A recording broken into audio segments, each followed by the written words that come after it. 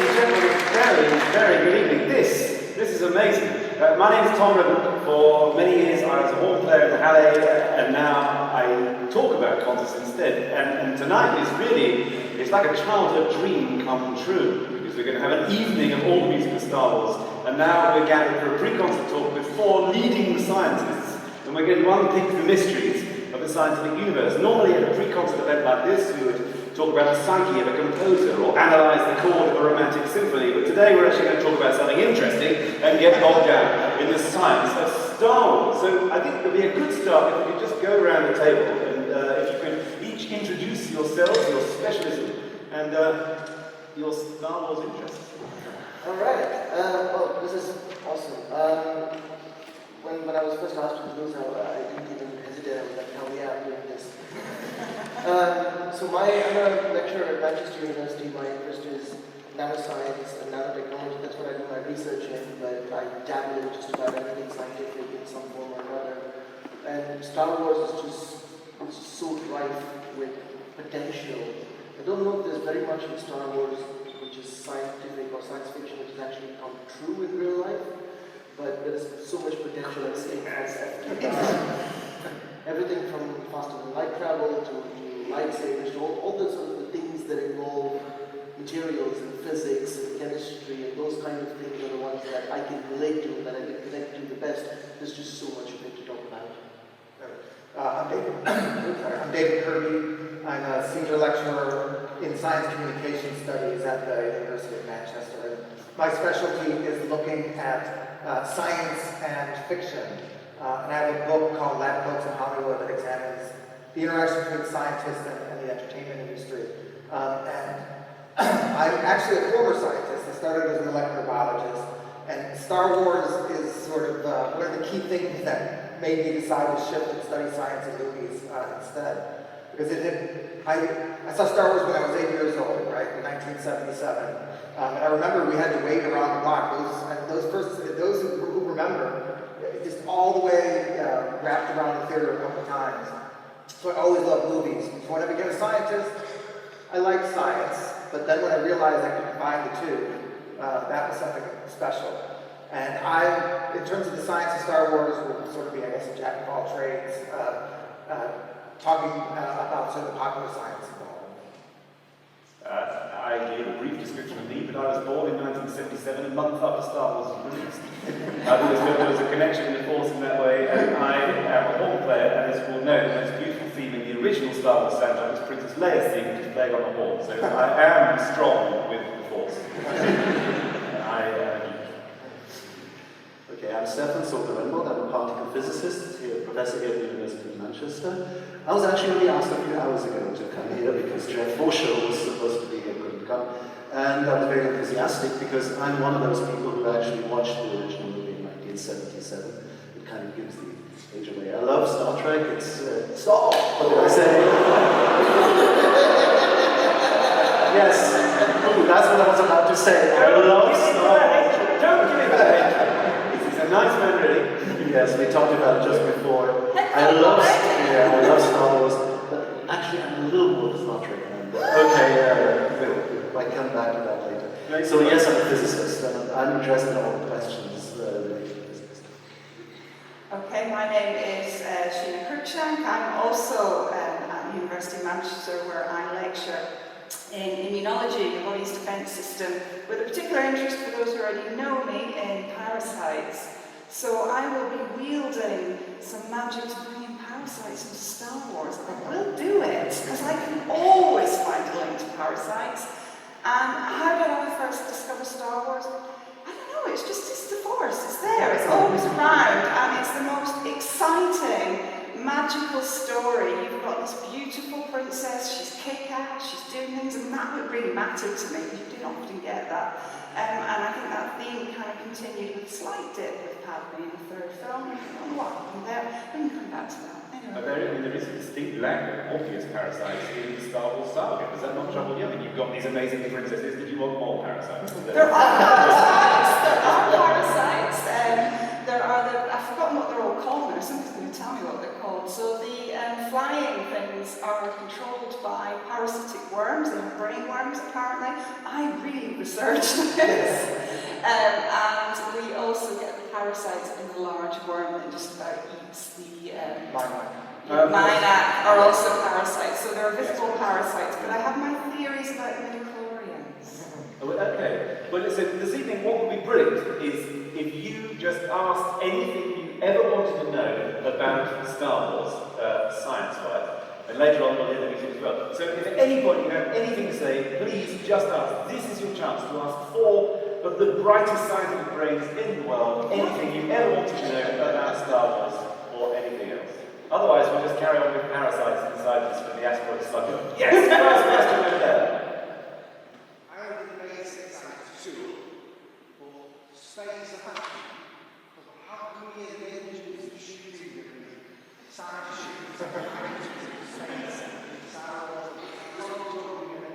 The question is a good one. Space is a vacuum, therefore how can we hear the sounds of spacecraft explosions and everything else that we find in the Star Wars and occasionally Star Trek universe? Who wants to take that? The answer is that's Hollywood science. I mean, that's, if you're making a film and you want to excite people about it, you know, that's Academy Award-winning sound work there. So you have to do that. If you're making a film you want to be really scientifically realistic, you don't have the sound. You come to one of our lectures. They couldn't simulate that in space ship.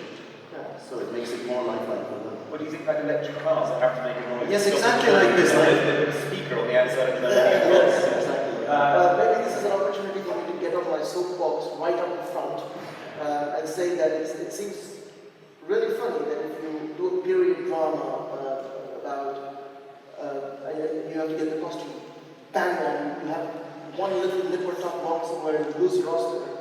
You try to be that accurate in science and then lose your Oscar. So the more wrong you get in science, the more likely you are to win an award, which seems to be really bizarre. Partially one get that award. It's pretty scientifically inaccurate. That's a good start. Anything else? Okay, then they're flying on now. The gentleman there is much quicker. Many of the things that were science fiction have actually become science reality, but in a different way. If you think of handheld computers, we call them smartphones, but they were handheld computers. Which of the things in Star Wars do you think will become science reality, and what's that going to look like? What from Star Wars will become science reality based on what we have and what's constantly developing? Difficult question, but you know, with the computers, it's actually one of those examples where the movies from the 70s and 80s are basically surpassed by the reality today. If you watch some of these movies, science fiction movies from 20 years ago, and you see their computers, in the old-fashioned business, look, we are much further than they are. They didn't anticipate actually that this would move in that direction. I did a lot of thinking about the Force and what we can learn about the Force that could be real today. And there's some really interesting work that's happening using brain impulses to control artificial limbs. And that's one of the new things that's happening. And then you can also calm down brain impulses by putting implants directly into the brain to control people's tremors in Parkinson's disease and give them a degree of muscle control back. So, you know, I was sort of thinking about the Force aspects, and that would be my kind of take on the real science. And actually, if you think about things like Anakin's hand and Luke's hand, because they both ended up with the hand thing, I mean, actually, we could do better than that now. They're way, you know, they're doing robotic hands. We can put hands back on now. And, you know, we could 3D print pretty much anything. So we could make them look way better now than they do in the future. So we're actually better than start. Yes, I think we are. Apart from lightsabers. I was going to say, I jumped in and say, I mean, we've got things like Probe Droid, right? We've got drones that do things, or we can think about Siri, you know, helping us sort of artificial intelligence types of things. So, you know, that sort of, I mean, we don't have C3PO, we're going to be able to, you know, come in here and translate some languages for us, but we do have Asimo, and we do have lots of robots. Well, one of the droids was actually, it's based on science, because the Sphero droid came out first. So that technology, the science fiction, what people might think Oh, of as science BB-8. fiction, BB-8, it's based on Sphero, and the Sphero robot came out first. So actually, this is an area of science fiction mimicking science rather than the other way around. But it's even a long time ago.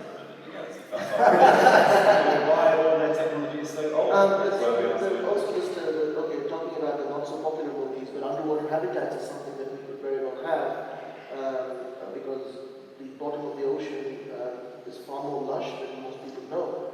Plenty of food and stuff down there, so we might live under the oceans at some point.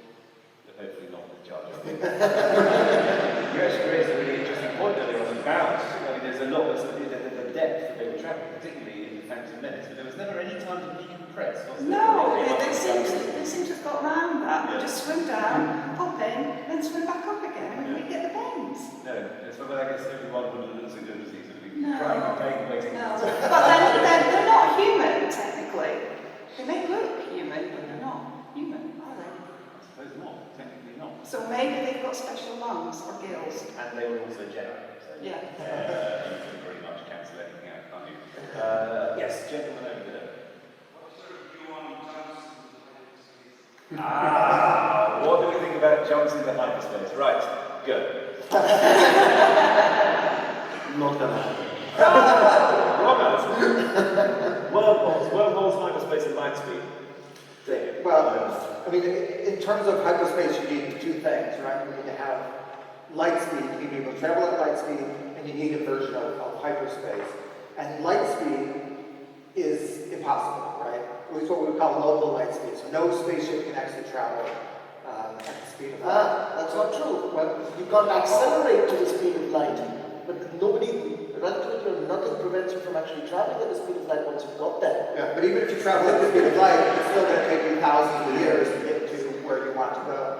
I mean, there are some ideas for potentially sort of getting around it and doing what they call effective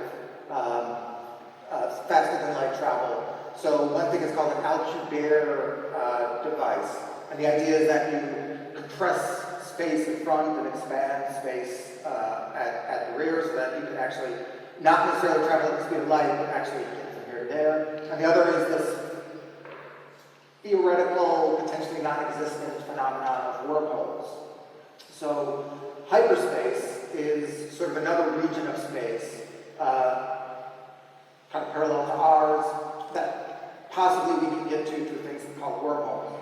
And wormholes, you can have wormholes at two very distant points that are connected in hyperspace by a very short link.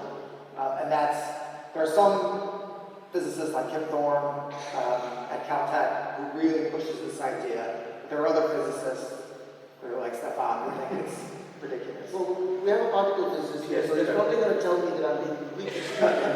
But correct me if I'm wrong. Even with the standard model that we have today, we don't completely understand the universe. Everybody acknowledges that. And even the standard model that we don't completely understand the universe with does not prevent traveling faster than the speed of light. There are multiple dimensions possible if you talk about M theory. So things like wormholes and going into, you can think of hyperspace just as one of the extra dimensions in M theory. So to say it's impossible. There are theories, for example, that predict the existence of extra dimensions, and people look for this kind of stuff in real experiments. For example, at the LHC, it would manifest itself in certain experimental things you can measure. There's no evidence for this, but yeah, theoretically that is definitely possible. You could travel faster than the speed of light. We even had some experimental evidence a while ago, but that turned out to be just a fluke. So it is certainly not forbidden at this point, and new things might turn up over the next decades, which we haven't understood yet. So I think that the trick here is not traveling at the speed of light, it's this jumping to hyperspace. How do we actually accomplish that jump? The problem is always, one thing is whether things are possible and could even exist, but then the step to making them technically feasible so that you could have a real universe where we would use hyperspace travel at the speed of light, that is another question, which is much more. That needs engineers who could build this machine. Yeah. So that's not happening anytime soon. Probably not in our lifetime, unfortunately, but yeah. But unless we make Many other things time, happen. they give it to us, it's not happening on our own. Gentlemen, at the very back. How much energy will it take to destroy the planet? How much what, sorry? How much energy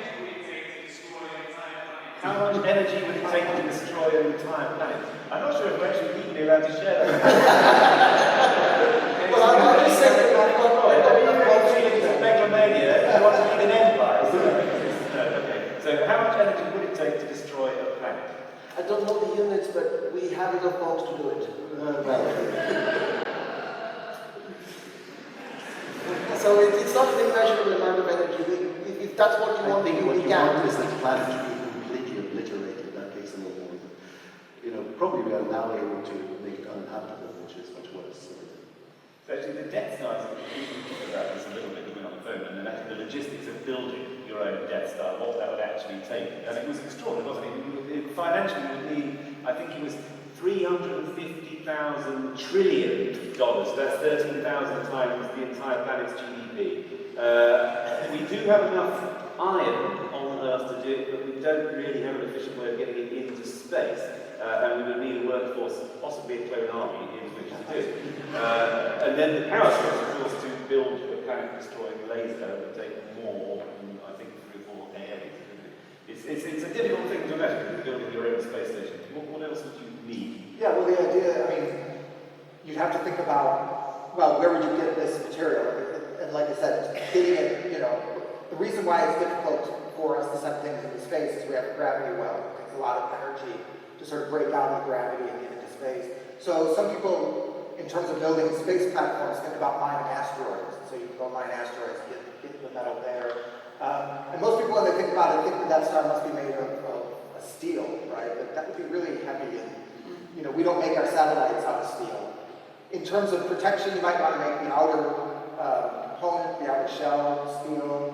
And I think the Death Star is calculated it's 80,000 square kilometers. And if you think about, let's say, 100 millimeter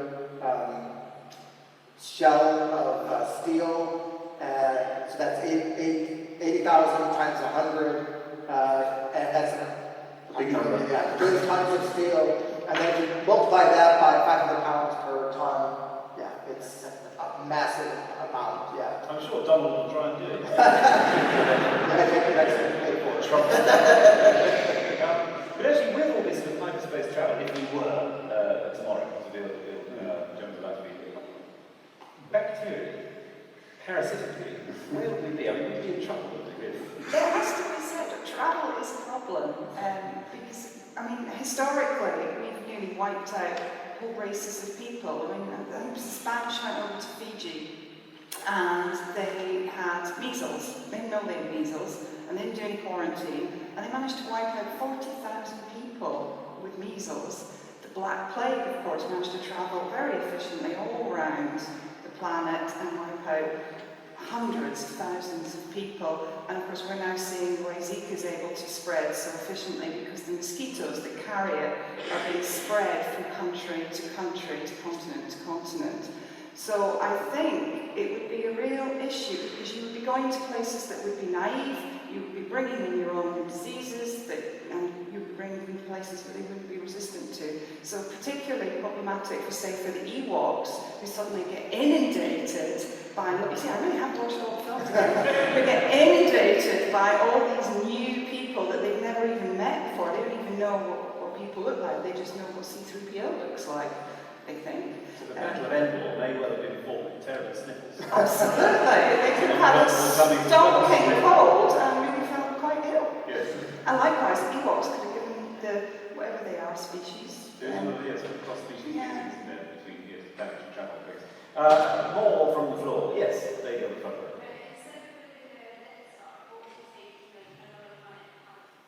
Instead of building a Death Star, what would it take to make another planet happen? Geoforming. It's terraforming, whatever you want to call it, but it's, if What does that mean? potatoes on Mars, I'm sure you can do anything. You start off by building a space station, but on another planet. That's really the first step. You try to see if, the life as we know it, or crops as we know it, requires oxygen, it requires nitrogen, it requires water. So first of all, you get lucky and you find a planet that already has these, or you find a barren planet, and very often we we talk about terraforming because we think that we're the only habitable planet in the world and everything else is a barren wasteland that we need to terraform. I actually think we're going to find loads and loads of planets that we can just land on and start building houses. Just if you just do the maths, the number of planets, potential planets that are out there, and the number of them which could potentially be habitable without a huge amount of effort, I think, I don't really think we need to go around terraforming anything. I mean, it depends what you're going for. It's a long way. I know it's a long way away, but if you do the maths, Yeah, it's the tricky one. Yeah, it's it's the question why, how many planets are out there, how many stars and planets, so on. It's a big number overall, but there are still varying spots. Yeah, it's now probably not going to be possible for us to ever reach one problem. well, the Drake equation gives a percentage of stars that have a planet, which we now think is 100. So it's unlikely, almost every star is going to have a planet. And the Drake equation doesn't take into account things like moons, which are going to be habitable. There's probably life around Jupiter and Saturn in our vicinity, in our neighborhood. We just haven't had a chance to explore the oceans of these moons yet. We probably don't even need to leave the solar system to find life elsewhere. I'm quite optimistic about that. So we don't need to be live, it already exists. The answer is yeah. Anything else to add? I think it really depends on how you define life. I mean, so if you're thinking, as we live, we need sort of oxygen and we need heat, because we need to get the energy from something which we usually do through plants. So, pretty much all sort of food chains that we're familiar with operate through plants. But of course, we know on this world we have thermophiles that can live without sunlight, and they take energy from bacteria, and they can survive without light, without warmth. They can live in extreme heat in very sulfurous conditions, or they can live in extreme cold. So I think it depends on how you define life. I would add that in terms of terraforming, it's not necessarily the cost. Because Elon Musk is actually talking about going and trying to set up colonies on Mars at the moment. It's time. So to get, to actually get an atmosphere that's Earth-like enough for us to actually not wear spacesuits all the time, it's going to take a lot of time for that to actually happen. And that's probably more than the limiting factor. If we wanted to go, if we wanted to do that instead of Death Star, it's a real long-term plan. Well, it happened on Earth, right? Earth was not habitable for humans, and then we had plants, and they produced enough. They changed the atmosphere enough that it became habitable for us. So you can take the long road. You can go and plant the seeds and wait for the plants to terraform the planet for us. You can take some more drastic action. You blow up a couple of A-bombs and you create the atmosphere you want. That's something like that. I don't know why we haven't done it already. It's actually something that we talk about as well. It's actually the lack of biodiversity on the Star Wars planets. Is they tend to just have one environment. Hoth is only for the forest moon of Endor. Now that's going to pose some problems to life, isn't it? You said plants on Earth grew and it changed the atmosphere, whereas on Endor there's going to be so much oxygen that surely that's going to be quite a volatile place to set off at last. Plus that methane P-box. I mean, that's a flaw in George's design, isn't it, of the solar system. What can we do to change it? If we found the forest moon we wanted to go and look at, Well, it depends also on how that moon or that planet moves. If it's tightly locked with whatever star it goes around, which means it is always facing the same direction towards the object like the star it is orbiting around. In that particular case, you would expect always one side to be hot, the other side to be cold, and perhaps something in between, which is habitable or something like that. So we'd have to find planets which move like Earth, that turn around and have a day and a night, and that makes it manageable for us because it's warm during the day and cold during the night. yes, the check share. Sorry, just go on, carry on.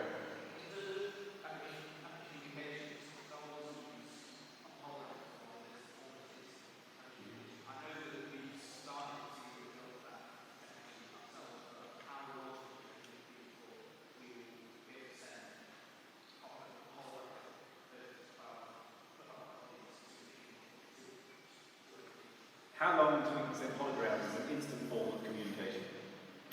better than I am? There have been demonstrations of quantum teleportation today. There are examples of doing exactly what you're talking about, not over large distances, but this isn't really science fiction anymore. It's going to be possible.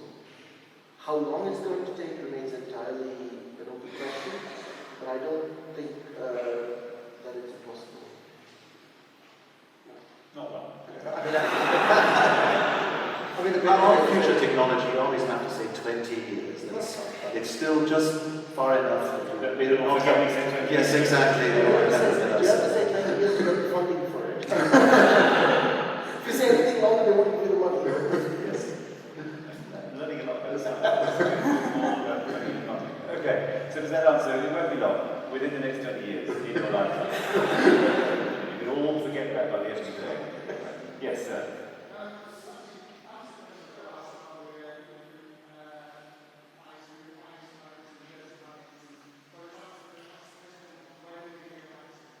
When are we going to get lightsabers? I've seen a few around. Yeah. I just took a selfie with Darth Vader and a lightsaber. Well, the problem with the lightsabers is that, originally they were supposed to be lasers, and lasers are made of photons, light particles, and light particles don't interact with each other, they don't bounce off each other. It's really difficult to create, it's possible to create something like a contained laser of light. It's like the old question since the 19th century of the lightning ball, which people were talking about many years ago, which don't exist. And so I think the newer ones, as you said before, they are looking more like plasma devices, and there you have to come up with some way of containing the plasma with a magnetic field.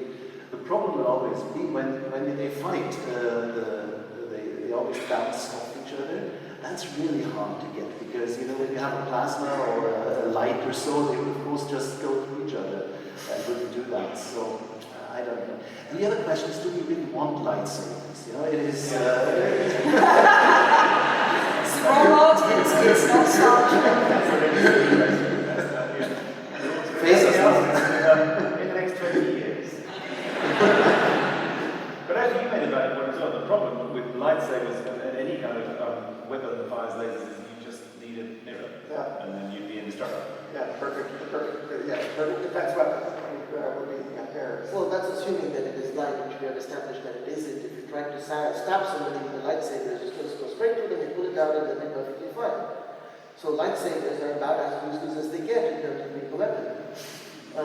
If they are particles of light. If they're plasma, which is somehow contained, and I need to use very pseudoscientific terms like energy fields and stuff like that here, then those energy fields could potentially bounce off of each other. This is purely hypothetical, but yeah, if you make a weapon like that, because I'm going somewhere with this barrel. This brings us to the question of, do we really need lightsabers? I would like to say yes, because I want to have one. So if you say we don't need it, no one's ever going to make it. So it all comes back to the force. If you have a blaster and you're shooting something, one can assume that a person with the force has less control over that than they would have over a lightsaber, that they could get the lightsaber to be where it needs to be because they know what's going to happen ahead of time. They can get the lightsaber to be where it needs to be much easier than they can with the blaster. That's my argument. And I win. So we need Jedis in order to justify a lightsaber. Absolutely, there's no point in, this is, okay, I'm going to say something really bad here. Episode 7, this is what really pissed me off about it. That's not how the force works. You can't just wake up one morning, grab a lightsaber and start fighting everybody with it. I'm sorry. Anything else you want to get out? Therapy session. Yes.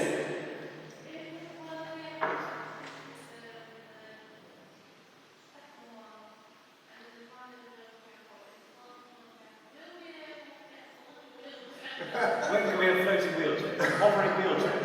Which I think yoga travels on one, doesn't it?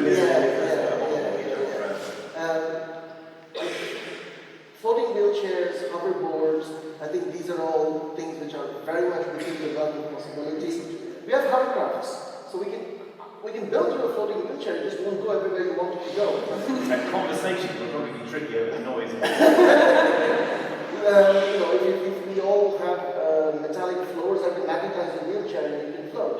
So the technology exists, it's just about how do you make it compact, energy efficient, quiet. Those are sort of, it's more engineering, I think, if the technology exists today. In the next 20 years. I love this, it's brilliant. So they get that all the time. More questions, let's see. Yes, Aravind, jump in. You see spacecraft serving like aircraft in space, but probably not just like spacecraft in the How the spacecraft not just sort of bypass each other in space due to scientific laws, it's an order I would understand. The way they fly very much looks like aircrafts on Earth, yeah, and the whole. It's one of those things we discussed at the beginning. It's supposed to be movies. It has to be interesting. There's noise, and we, as humans, we want it to look like what our experience is, how things really work, and that comes from the way we see them. So they work more like airplanes, but not like spacecraft, which you can tell from this effect. For example, they just, when they go around, they do this bend, which, you do that with a car, you do that with an airplane, you wouldn't do that in space. There's no physical law which tells you that you have to do that. So the physical laws are more the laws of Earth than of space, which they use in these flights. I think they might have been inspired, so by watching fish show and birds, the kind of murmurs that you get with the blackbirds, starlings rather, so maybe they were a bit inspired by that. Well, I mean, it's Hollywood science. They wanted that. And Lucas, when he was making the first film, he watched a lot of it was based on old movies, and he watched a movie called Battle of Britain, and he literally mimicked all the. And you can go online and see it side by side with Battle of Britain and Star Wars, and see that they mimicked the dogfights of World War II, and that's what he wanted it to look like.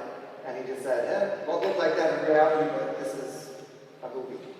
So I'm going to just say this now. You just talked about force. You can't just wake up one day and use it. You talked about implanting force-like skills inside the brain, and you mentioned midi-chlorians. So, how's the force going to work? What are the limitations of the force? In reality, how could the force possibly be, and what would it be, and can I be a Jedi? So I did some research into this, which was fun.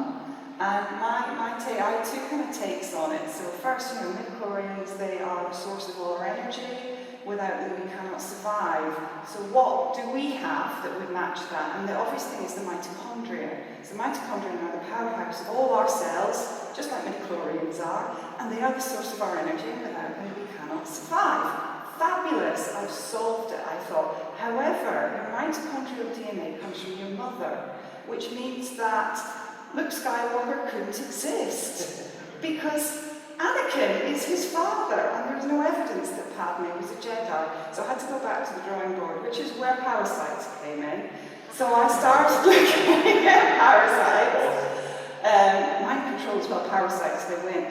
And there's a parasitic bacteria called Wolbachia, which has been in the news very, very recently. Wolbachia is so cool. Wolbachia infects cells, and organisms infected with it often become dependent on it. So without the Wolbachia, they cannot survive. They can't make vitamins, they can't breed, all sorts of things. And Wolbachia, of course, because it's an infection, can jump from host to host. But there is a little quirk with Wolbachia, and it makes you think about the Jedi in a different way, because Wolbachia is only actually passed down through the eggs. So it really wants you to be a female. So what it does to the males is it either emasculates them completely so they can never reproduce, or it only enables them to reproduce with things that are already infected with Wolbachia, or it means that females can reproduce asexually. So it enables females to reproduce asexually. However, that could explain how Anakin came into being, because he was supposed to be Immaculate Conception. Ergo, Wolbachia. I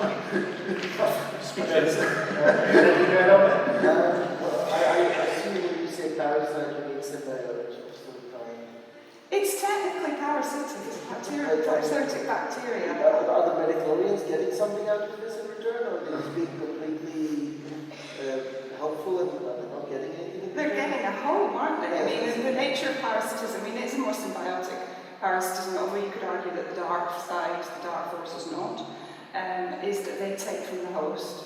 In this case, they do give something back, although it has to be said, whether Holacracia is advantageous for you if you're a male. Fortunately, it's usually insects, so don't get scared.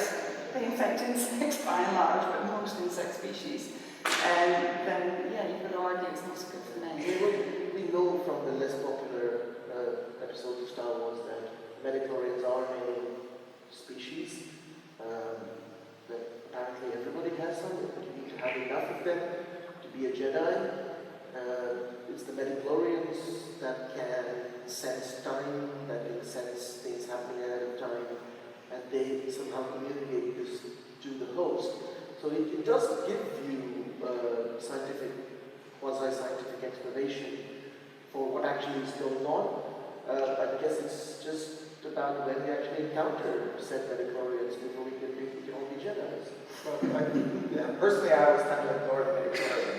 I don't imagine that didn't happen. So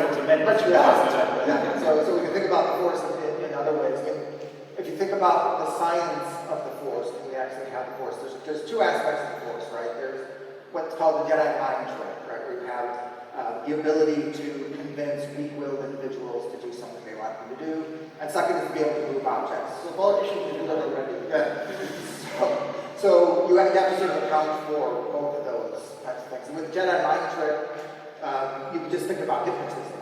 Right? I mean, hypnotism is real, it works. But there are sort of three, no one knows exactly how it works. There's sort of three possibilities. One, it gives you an altered state.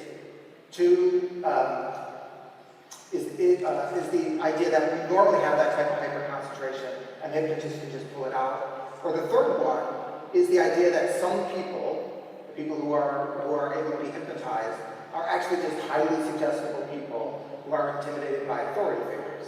And this is actually one that a lot of people think is the true one. And that's actually the Jedi mind trick, right? Those are the weak-willed individuals who the Jedi is an intimidating authority figure who can convince to do it. And the other one is the idea of moving things with your mind, which we talked about with the implants.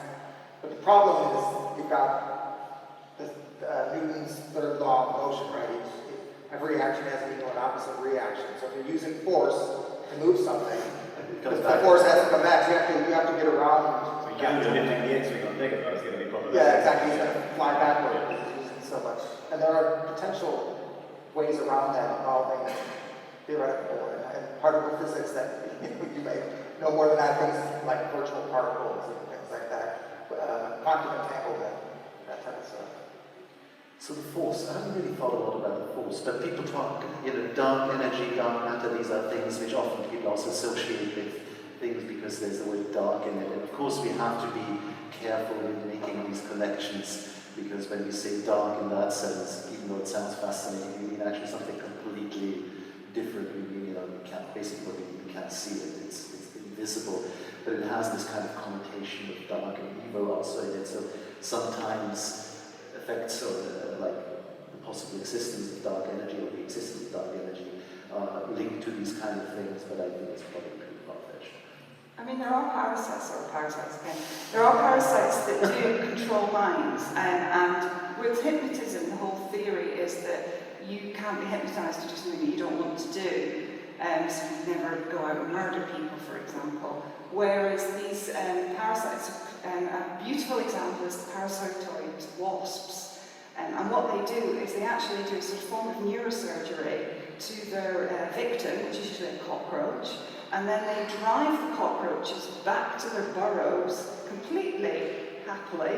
The cockroach is then used as the reservoir for the wasp's eggs. And obviously a reservoir, I mean inside the cockroach. The cockroach remains alive for the entire duration as the wasp gradually develops inside it. And it's only when it's ready to emerge that the cockroach actually dies.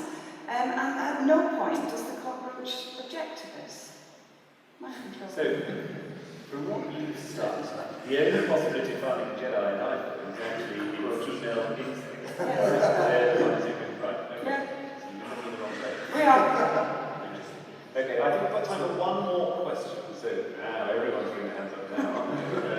Let's see. Yes, gentleman on the front.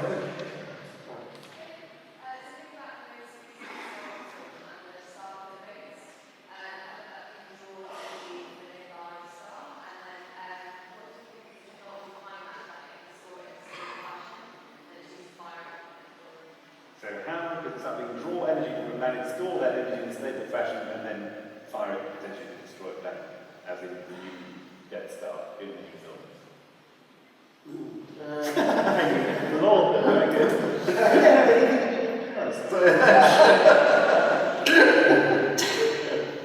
I would again Some of the say that's a passengers little don't bit- cut it, do they?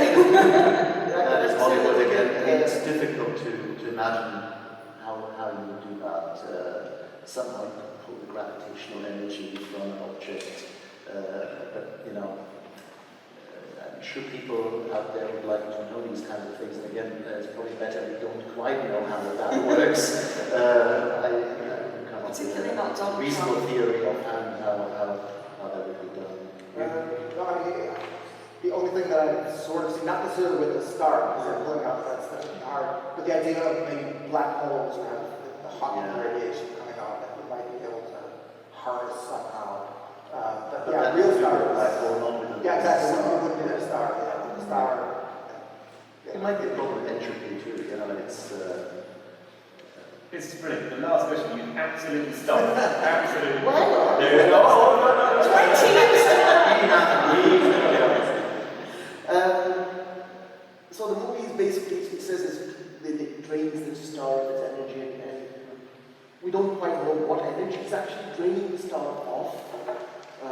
Stars get their energy from the material, it's nuclear energy, so it could be just sucking the mass of the star, or it could be accelerating the nuclear processes and channeling the electromagnetic energy into the star killer base. In terms of the energy storage, I think the closest I can think of we have today, so today we have all our energy storage is in the form of batteries. The problem with batteries is that they can store a lot of energy and they can release the energy slowly, but we also have supercapacitors which are not really commercially that viable yet. But what supercapacitors can do is charge really, really fast and discharge huge amounts of energy very fast. So it would possibly be something, could be something like that, where you're storing electromagnetic energy for a short amount of time. You're not going to drain the star 10 months before you actually go to find the weapon. So you drain the star, you charge up your supercapacitor pack, and you fire it. Now, how do you actually go about doing this? I don't know. The problem is It's how a laser, direct right? the You have to energy. it's a laser. Yeah, the problem is how to direct the energy and get it into capacity. Yeah, it's a laser. What they're firing could be a laser. A laser is a focused beam of energy, and if I fire a very powerful laser at something is going to blow up, it's all a question of scale. You need the initial electromagnetic energy to start building up the power of the laser. So, yeah. Yeah, stars are going to be high radio. Yes. I think there we have to leave it because the orchestra will start making their way on. Thank you very, very, very much for coming. Thank you to these four amazing minds.